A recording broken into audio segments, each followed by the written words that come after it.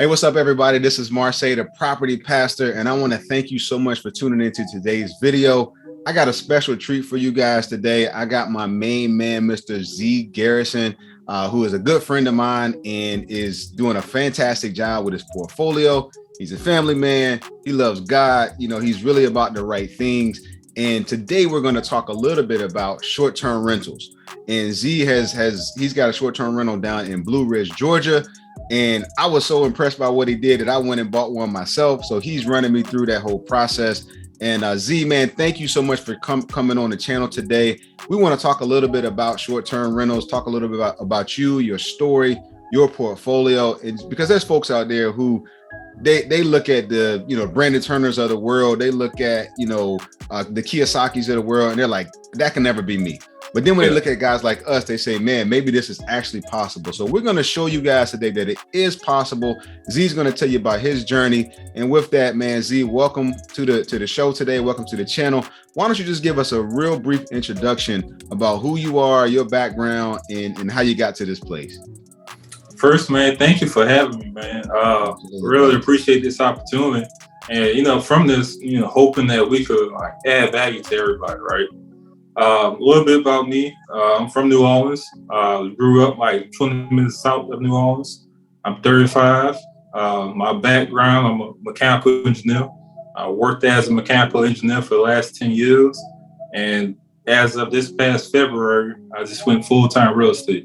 Wow. Congrats. Man. Congrats. And, like you say, I'm a dad.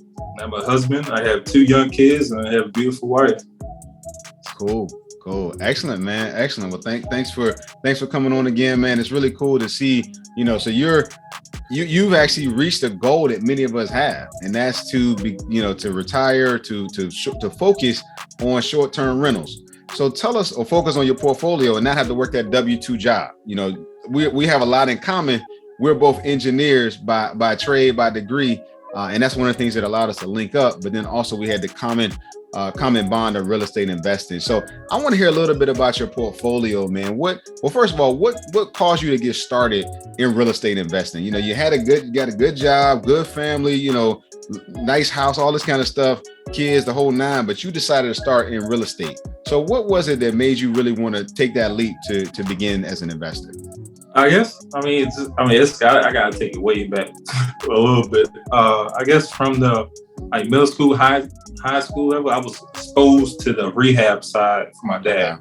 My dad was a handyman, so he would take me on projects, and I was able to see something going from outdated to new, right?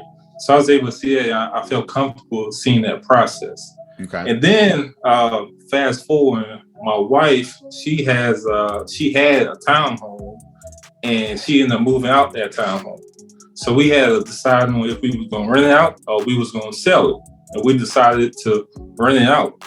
And in that process of trying to figure out how do we go about renting this thing out, that's when we found out about bigger pockets. Mm-hmm. And as we started diving into it, we said, hey, this is a way to truly make money, generate money, and also hit financial independence. Before financial independence, it wasn't a thought. It was you work until you 65, but through that process, we figured out, hey, we could do this through real estate. And so from that point, we just kept on with the education and it just kept on diving in. Okay. Now, how long have you been investing, and what does your portfolio look like?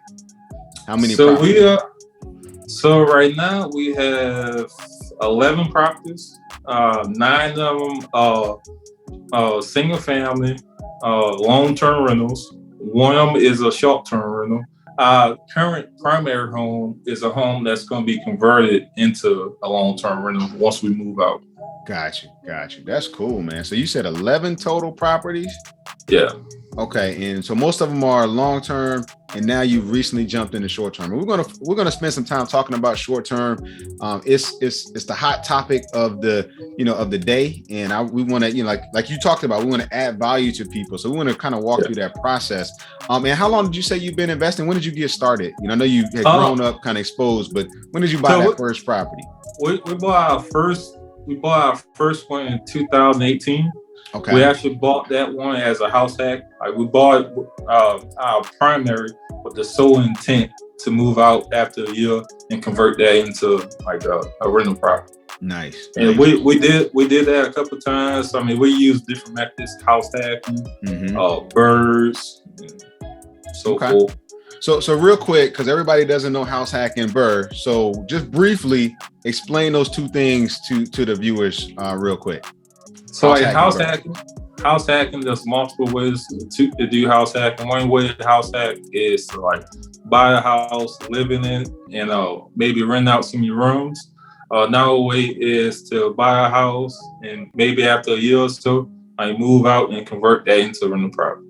Got you. Your birds, that's more of your value adds. So you buy like a fix it up with something outdated, add some value to it, put a tenant in there, refinance, so you can pull your money out and repeat that process over and over and over again. Yeah, so that allows you to buy more properties. Now, real quick before we jump into short term, you said you house hacked with a wife. Is that correct? Yeah. I have an awesome wife.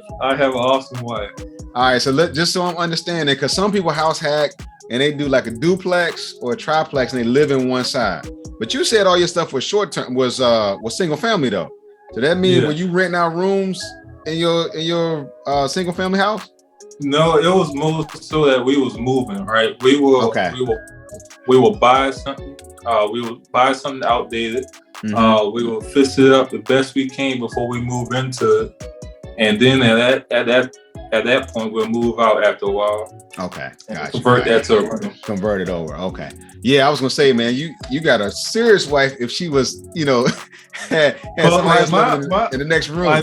My wife, like part of the learning process, like we would go to like Habitat for Humanity, we'll volunteer, we'll go to like a Home Depot classes and whatnot.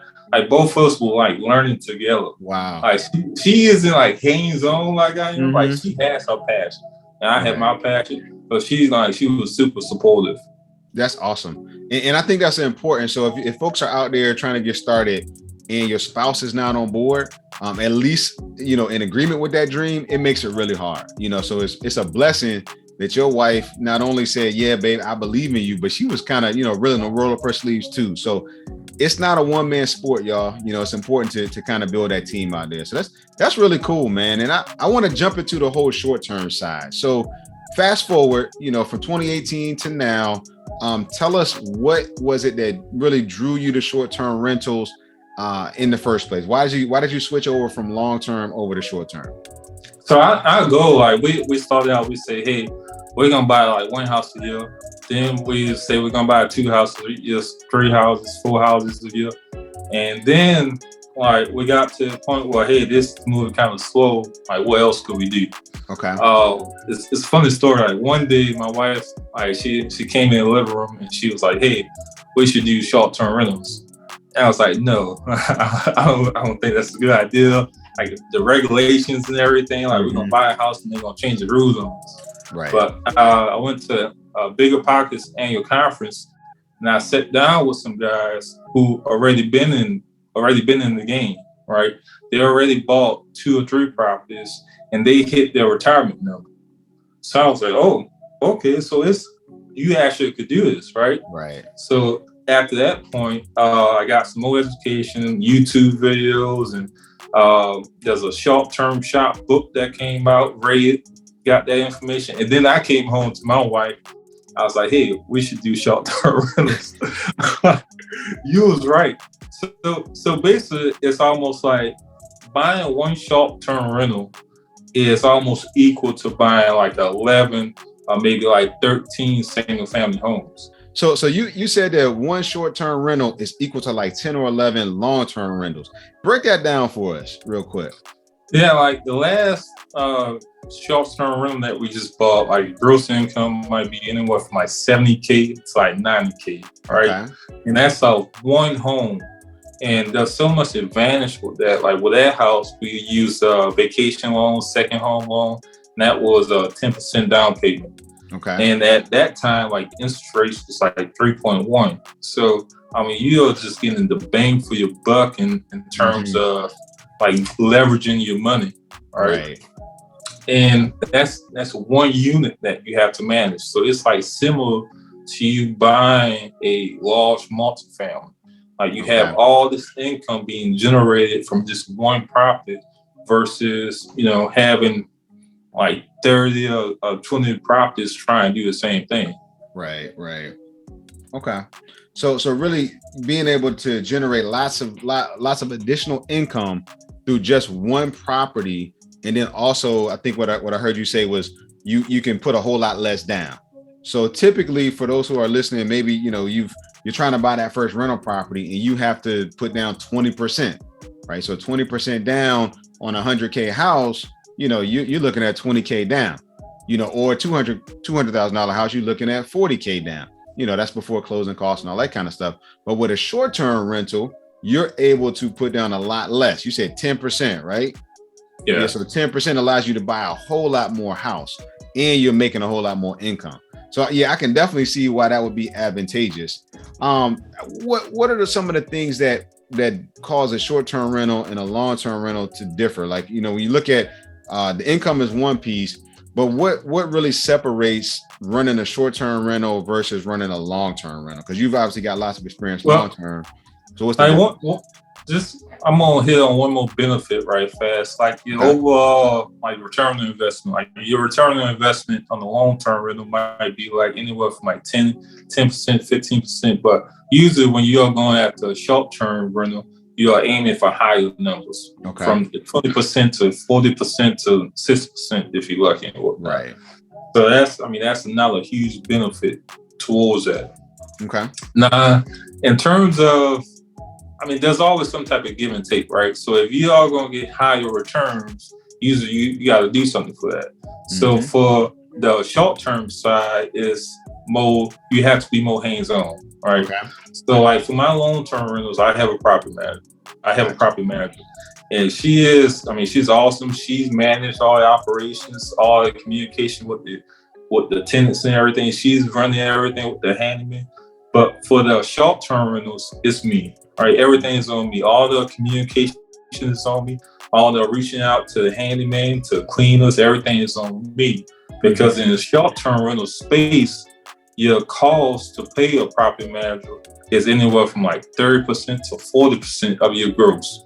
Wow. So do you really want to give somebody 30% of 90K, 40% of 90K? Is that the best use of your time?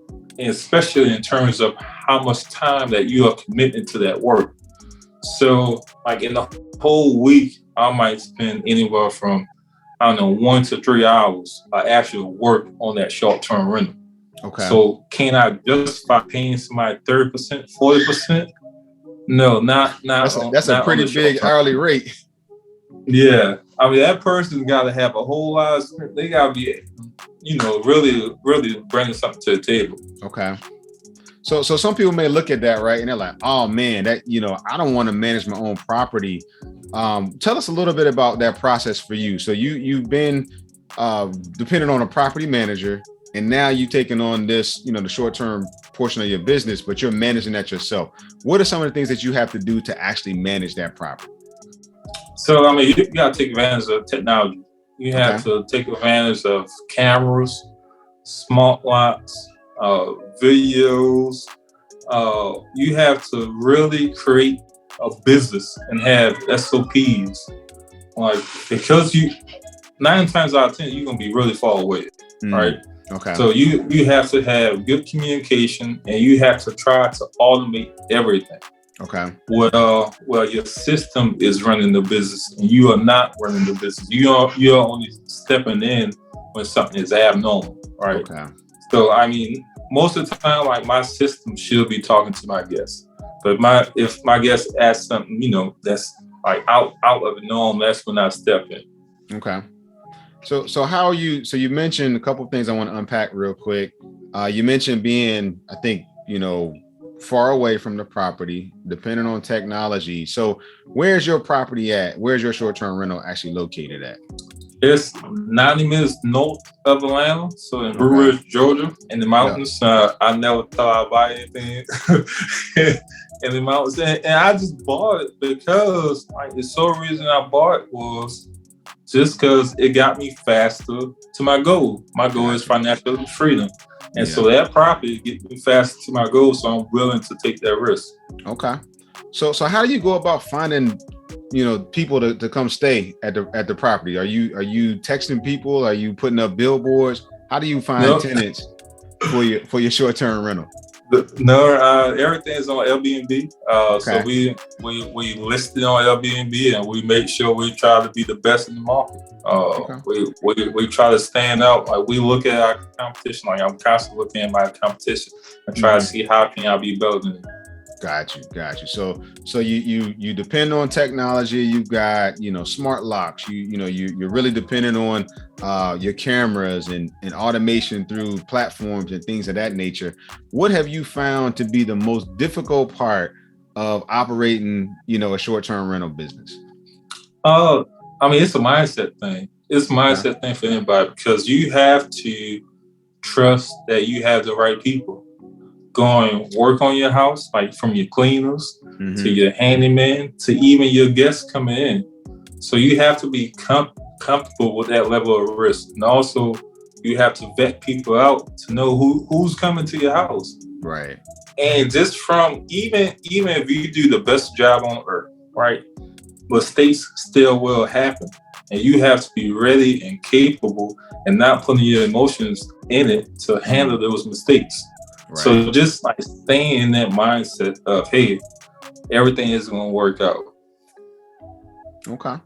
Now that's good advice, man. Just getting to the spot of, getting your mind right is kind of what I heard out of that. Recognizing that, it's going to be challenges, it's going to be difficult parts, but you can handle whatever comes. You mentioned a few things about people on your team. I think you mentioned, what'd you say, a cleaner, a handyman. Oftentimes in a real estate investing space, you depend really heavily on contractors. You depend really heavily on property manager. Aside from the cleaner, aside from the handyman, do you have any other people that you depend on to be able to operate your business? I know, like, to help get it started, to help get it running, we had an interior decorator. I never thought I'd have an interior decorator, but yeah, I mean, it was great having somebody to be able to like stage your house, move furniture, put everything in and out. I mean, it was just great having that. You wanna, I mean, eventually you build a list of every contact you need. HVAC, a plumber, anybody you could think of. You just start building that list, and that list is what guides you through. Got you. Okay. Yeah, because you got to do all of that stuff, remotely, kind of reach out to people. So I can definitely see how that would be important. And the other thing is just like trying to be like proactive about it. Like your pest control, trying to build that list before you actually need it. Right.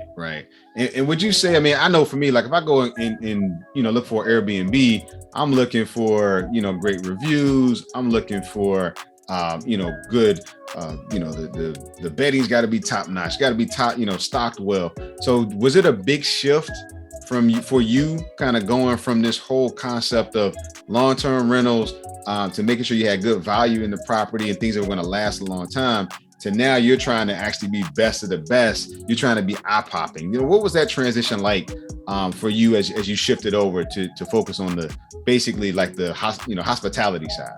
Yeah, man, like you say, it's a total different experience. I mean, for long-term rentals, you are providing housing. You want to provide somebody clean, safe house somewhere where a family feels safe at. For Airbnb, short-term rentals, you're providing an experience. Right. So can you deliver the best experience, and can you think ahead? So think ahead that any problems that will come up, how can you make them feel comfortable? Do you have like good cooking tools? Every little small thing you're thinking about to make that person have the best experience. And I mean, it's similar to that too, is like you're just constantly digging. You're constantly learning. What is your competition doing, and how can you do it better? How can you provide great service and great experience to that guest? Got you. Well, man, this has been good stuff. Just kind of learning, understanding the overview process of short-term rentals. there's probably somebody out there who's checking this out, and maybe they got one property or two, or they're thinking about, I want to get started in this. I'd rather move forward so much faster. What would you say are, maybe the couple of things, 2 or 3 things that a person who wants to get started in short-term rentals, what are those first steps that you would recommend them to take to actually get started? I would say, in terms of education, the book on here right fast. I don't know if you see that. The Short-Term Shop book by Avery Carr. Now the book, Who Not How. Just getting you that mindset of you don't have to do everything. Like the best use of your time is maybe to have somebody else do it. And like YouTube, like Bigger Pockets, Tony Robinson has a great YouTube channel. Just picking up on that information and then like trying to find a mentor, try to find somebody who could help like answer those sort of small questions that you might have. Nice. Okay. Yeah. So, I think that process for you to, and just to kind of frame it for people, I know you talked about kind of the income side. How long did it take you to find a property, to get it, up and running? What was that process like for you with your property? So that's I had the idea to get started in October of last year. Okay. We actually closed on the house in December. So made a whole lot of offers and got one accepted. And then maybe 2 months after that, two months after that, was able to get it up and running. Nice. Okay. So it took you a little bit of time to get it up and running. You had to get, top notch everything, get it set up, get all your systems in place. But that's not bad. 2 months, 2 months time period from the time you purchased it. And it sounds like it was probably a little bit competitive. All real estate is really competitive right now. But really, realistically, guys, totally doable process. With that, on a personal side, let's shift gears a little bit, because you've done a fantastic job of giving us a good overview of short-term rentals. I'm excited about it. You convinced me. I purchased my first short-term cabin in the same town. We're about maybe 20 minutes apart from each other, something like that. So I appreciate that. But I there's somebody out here listening who is gaining the same value, and they're going to want to be able to jump into it too. So tell us a little bit about you personally. When you're not, building your real estate empire, what are some of the things that you enjoy doing now, especially with some of the extra time that you have on your hands? Well, my kids, just like hanging out with my kids, like working on their mindset, working on their education, having fun with them. Like my wife, just like spending time together. Last thing, I started running. You helped motivate me with that a little bit. All right, seeing you run, encouraged me to start running too. So yeah, most definitely. So time with the family, running a little bit, taking care of your health, taking care of the temple, all good stuff, man. And the beautiful part about it is you own your time, and that's the thing I want everybody to understand. Is whatever you want to do, real estate investing gives you that avenue. And here, we always talk about, one of the things I try to preach is building that legacy for your children and your children's children. The Bible lets us know that a good man leaves an inheritance for their children and their children's children. And that's exactly what you're doing, man. And I applaud you for that. It's been great to, be on this journey kind of alongside you. And, I appreciate you coming on the channel today. Appreciate you giving your experience. And, it's just been a true blessing to hear your story, to actually see you start from 2018 to now. You're basically, you've got that time freedom, so you're able to walk off your job and do what you want to do. Want to take the kids to the playground? Cool. You want to sleep in? Cool. You want to do an interview like this? Cool. Whatever you want to do, it's totally up to you. But that's a beautiful thing, man. And if you had to give any parting advice to the people, any words of encouragement, anything you want to share before we wrap up? I would say, a lot of people reach out. They might ask you for tips and everything, but everything is truly about having the right mindset. The biggest thing, it's not about money. It's not about anything. It's about having the right mindset. So when you are asking somebody for advice, ask them about their mindset. How do they think about problems? How do they think about solutions? Right. Most definitely. Most definitely. How can people find you, man? If they want to link up with you, they want to ask you a question, how can folks find you? Right now, I need to do better on my, having people reach out to me right now. Just find me on Facebook. Just look up my name, add me as a friend, and go from there. Cool. We'll drop your contact information in the comment section.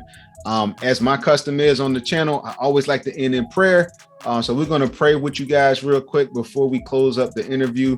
And so y'all, let's just pray right quick. God, thank you so much for just the value add information that Z has brought today. Is talking about short-term rentals. Thank you, God, just for allowing us to see a real world example of financial independence.